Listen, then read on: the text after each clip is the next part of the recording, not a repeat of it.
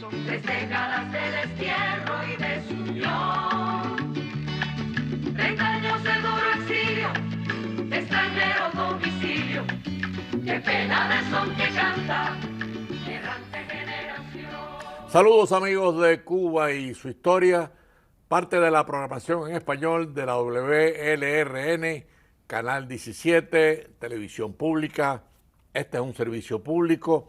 Mi nombre es Alberto Müller y en el día de hoy Cuba y su historia, bueno, trae una sorpresa histórica. Y me refiero a los deportistas cubanos que han puesto el nombre de Cuba lo más alto posible. Vamos a dedicarle el programa a personalidades como Esteban, como Gavilán, como Alfredo de Oro, como Capablanca, pero vamos a empezar, obviamente vamos a empezar con Esteban Bellán, que es el precursor del béisbol en Cuba. Y para eso tenemos, para este programa que es una sorpresa y que es un programa además honroso, porque estamos honrando a los grandes deportistas, tenemos a un gran cronista deportivo, yo diría un maestro y además un gran amigo, y me refiero a Pepe Campos, Chambi. Bienvenido a Cuba y su historia, Chambi, ¿cómo estás? Buenos días. Alberto, contentísimo. Tú sabes que hablar de deporte para mí es vida. Sí. Interesantemente mencionaste a Bellán. Sí. Y Bellán es el primer atleta que tiene Cuba. Porque recordemos que estamos en el siglo XIX, están las guerras, está esto, está lo otro. El deporte no era una cosa así mundial. Desde las Olimpiadas, desde la época de Espartaco, no habían competencia, lo único que estaba era el béisbol, y ahí en béisbol tenemos a Esteban Bellán, el primer cubano y primer latinoamericano que juega profesionalmente. En el año 1868 ya es profesional, jugando para los Troy Haymakers. Creo que tenemos fotografía aquí. Sí, ahí tenemos a Esteban Bellán, que por supuesto estamos honrando su memoria. No es un nombre muy conocido, de acuerdo, pero a nivel deportivo sí. De acuerdo, un hombre que inclusive se perdió en Cuba hasta los años 40 que lo rescataron. Y la pelota es el número uno. Sí. Porque no hay controversia, señores, no hay controversia. Spring Hill College, en Mobile, Alabama, tenía los hermanos Guillot, que estudiaban ahí, antiguos estudiantes de Belén, que llevaron el juego a Cuba. Pero el primero en jugar, que ya jugaba en otras universidades jesuitas de Fordham, Esteban Bellán. Sí. Y Esteban Bellán es la esencia del primer atleta cubano, y ya después de él hay muchos más. Porque como te mencioné, se reanudan los Juegos Olímpicos después de 1500 años. Además hay que decir, Esteban Bellán fue un buen jugador. Fue un buen jugador. Juega en el primer partido que se juega en la historia en Cuba, que es el partido entre La Habana y Matanza, que lo gana La Habana 51-9. Sí. En aquella época inclusive no le decían ni carreras, le decían corridas. Corridas. Y Esteban Bellán estuvo envuelto en la pelota cubana. O sea que es un precursor en todo, como jugador, como director y después como administrador. Bueno, esa es la idea de hoy de Cuba y su historia, ¿no? Honrar a estos hombres que pusieron el nombre de Cuba en la cima de una actividad como el deporte, o sea, una actividad física, y además eran personas que jugaban, o sea, lo realizaban muy bien. Y vamos a empezar, Chambi, por los grandes campeones. Por los grandes campeones, porque si no empezamos por ahí, no vamos a ser justos, ¿no? Sí, así que ahí te dejo tú, ahí tenemos a De Oro, Capablanca, Fons, la corredora. Berta Díaz. Mira, el problema es que en aquel momento ser amateur era ser amateur. Si tú cobrabas $1, ya perdías tu amateurismo, y eso era como un orgullo. Era muy exigente. Entonces comenzaron las actividades físicas donde se pagaban. Y entonces ahí entra... ¿Con quién empezamos? Bueno, Yo te diría que yo empezaría... Ahí tenemos a Font. José Ramón Font, un esgrimista que probablemente es el mejor esgrimista en la historia amateur.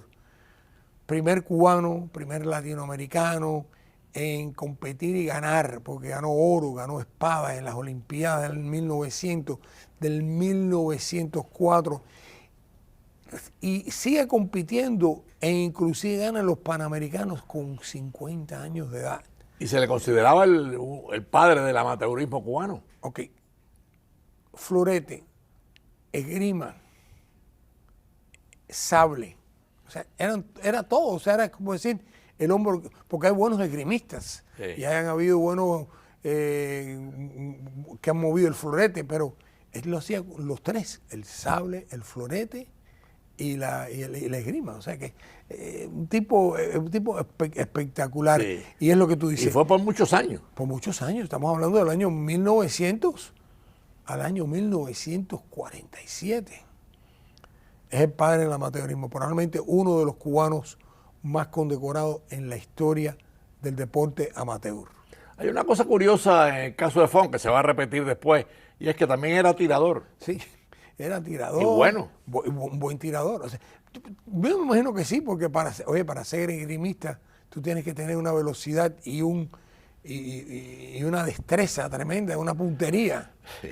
Y él lo era, así que me imagino que si lo hacía con una esgrima tendría que hacerlo con una pistola también. Pero ahora viene después de Font, que es como dices tú, una estrella, y puso el nombre de Cuba, no pudo ser más alto, ¿no?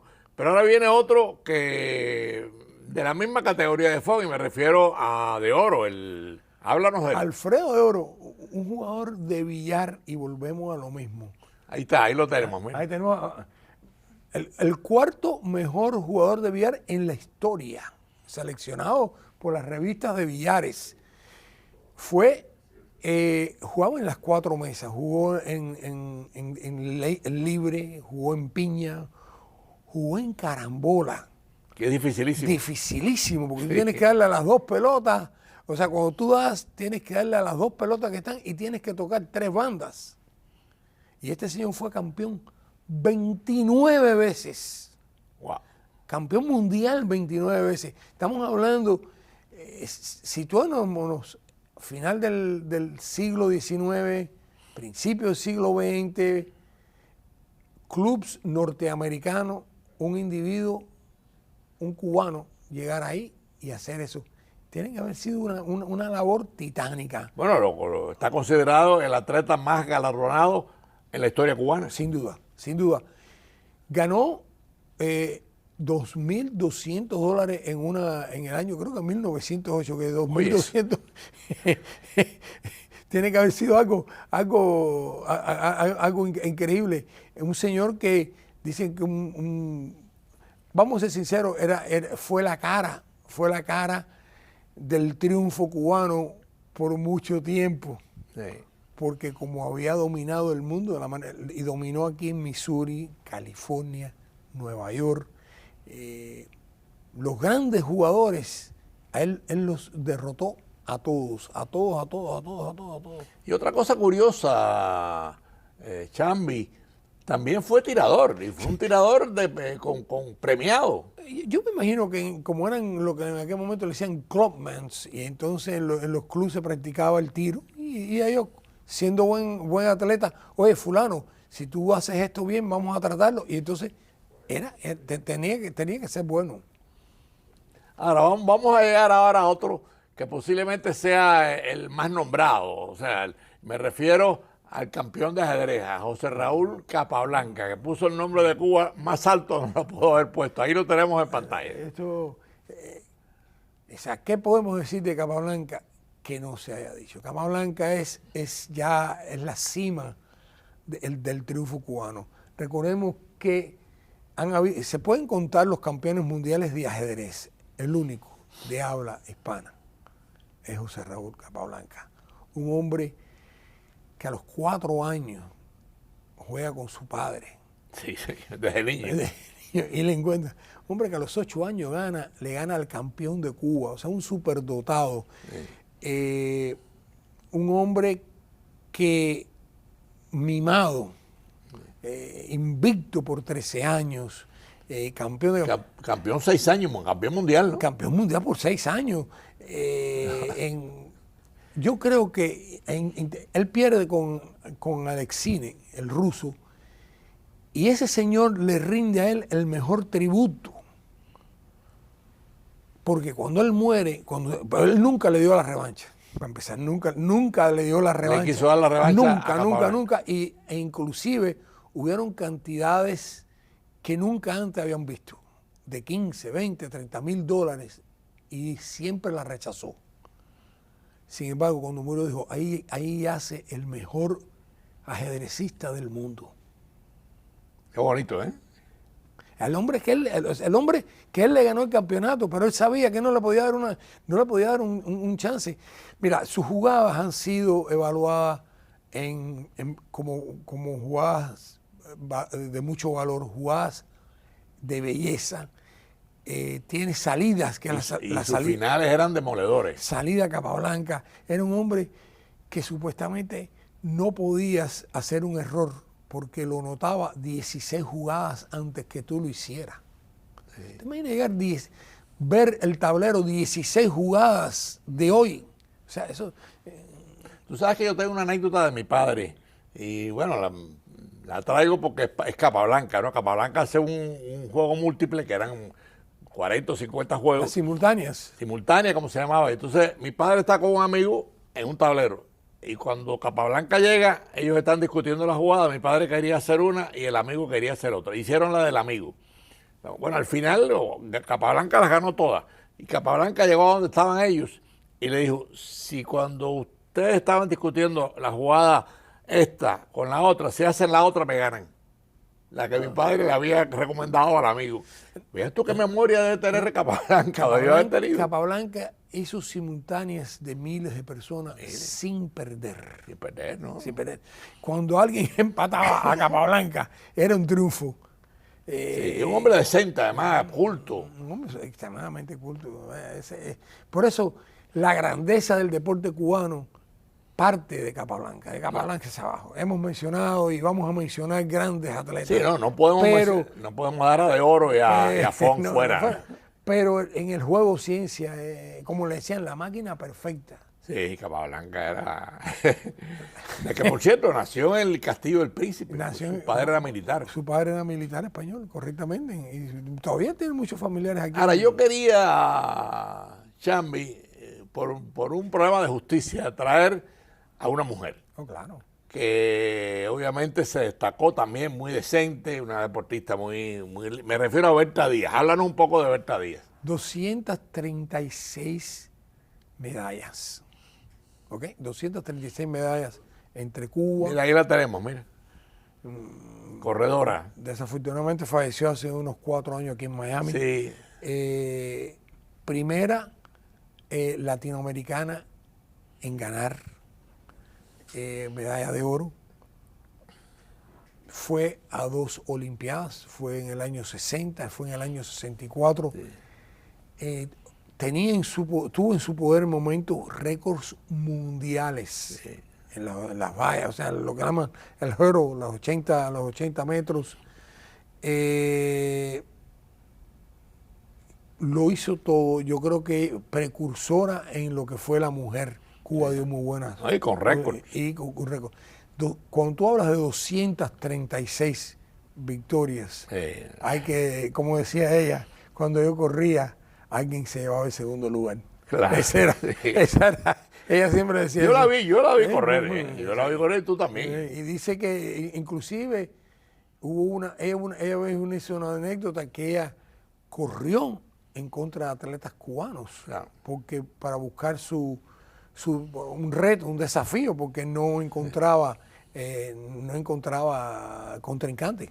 Amigos de Cuba y su historia, hemos llegado a la mitad del programa y siempre hacemos una pausa a los efectos de los que han sintonizado tarde. Estamos hoy en un programa, yo diría, de privilegio, un programa especial, un programa más muy alegre, porque estamos hablando del deporte, de los campeones deportivos cubanos que pusieron el nombre de Cuba en la cima de la popularidad. Y acabamos de mencionar a Berta Díaz, la corredora, pero hay dos corredores más que también se destacan y que por supuesto me gustaría señalarlos. Sí, está Fortune.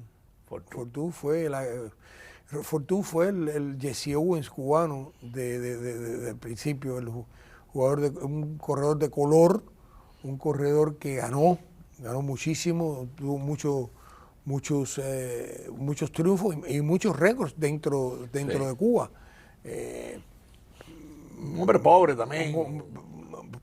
Por eso, un hombre que vino de unos principios muy humildes, se convirtió en un gran, bueno, porque tenía sus facultades, pero las desarrolló. Sin duda alguna, uno de los grandes.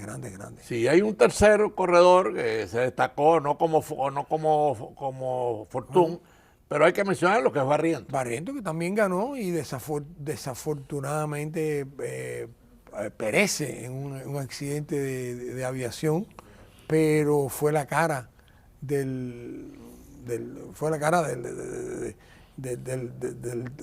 lo que es el campo y pista cubano, porque estamos mencionando a los grandes, yo no quiero dejar pasar aquí que te digan después, no, porque hubieron otros, pero estos fueron los grandes, estos fueron los que en verdad pusieron la...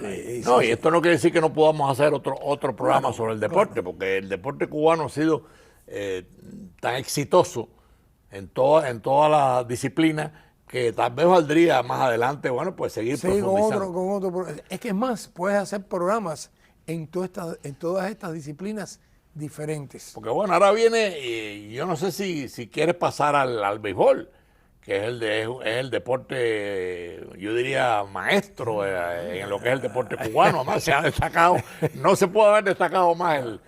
Tenemos hablamos de Bellán. Hablamos de Bellán, pero bueno, ahí te dejo el tema a ti.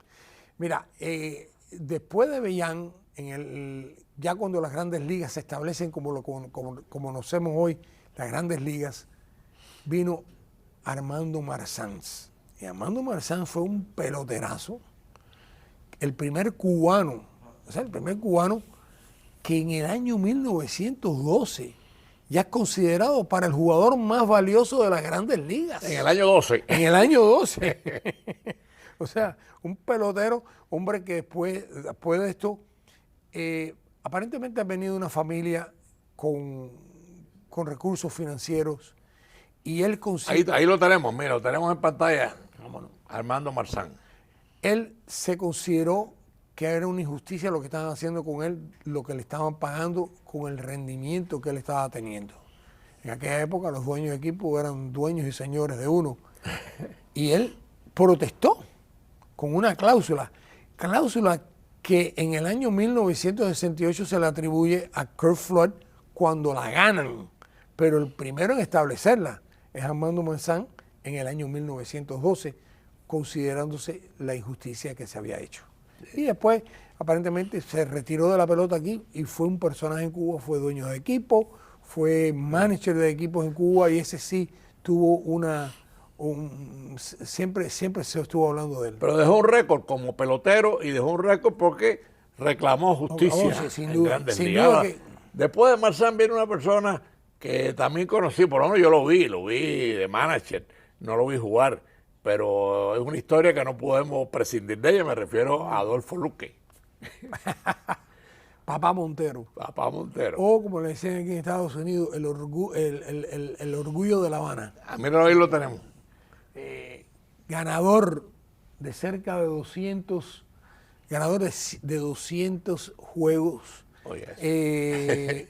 Estuvo ganador de 2 series mundiales, aunque yo creo que son 3, pero bueno, ganó con Cincinnati, ganó con los Dodgers. Los Dodgers siempre estuvieron detrás de él. Y ya de viejo se lo llevaron al staff y también ganan.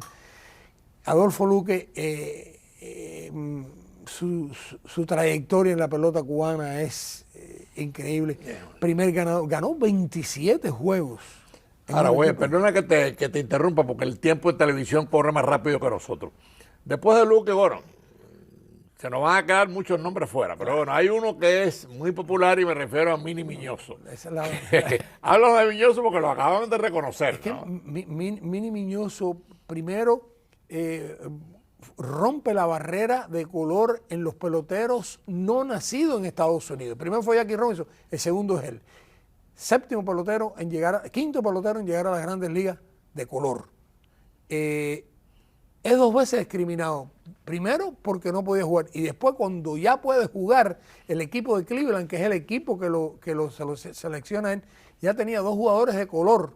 Satchel Paige era uno de ellos y el dueño dijo, yo no puedo tener 3 y lo mandan para las ligas menores y por 2 años y por eso es que los números de él medio que no fluctúan. Gracias a Dios se ha hecho justicia y Mini Miñoso está en el Salón de la Fama de la pelota, donde debería haber estado hace muchísimos años.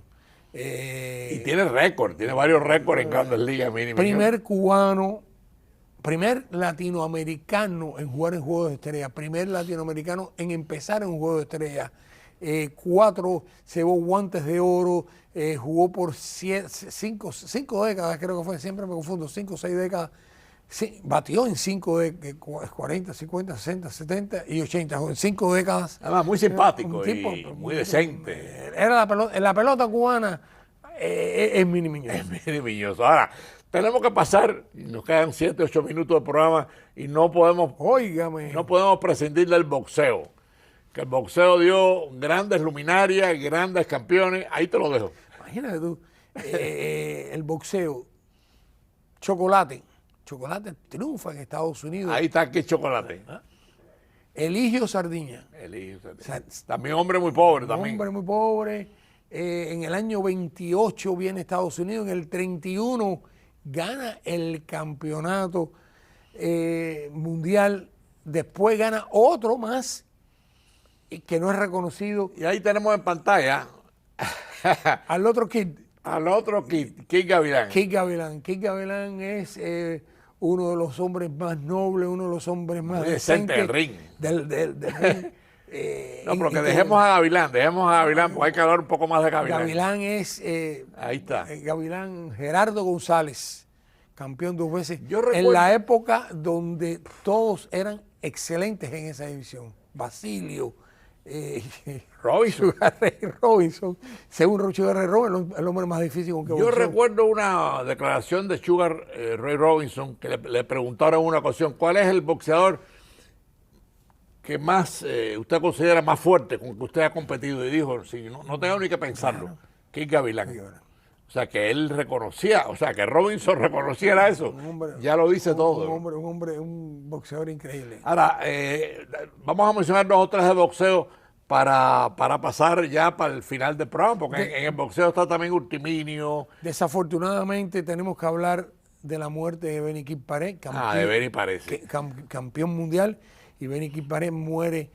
Le costó mucho al boxeo esa muerte, porque fue muerte en lo que llaman en el tiempo prime time, en medio de la televisión.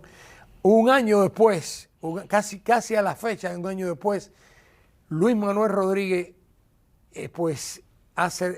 se venga de Emil Griffith, que es el que mata a Benny Kid Paret, y le gana a Kid Paret el campeonato. Y ese mismo día, que es el 23 de marzo del año 1963, 2 cubanos ganan el campeonato, el mismo día ganan el campeonato. Es un récord, histórico.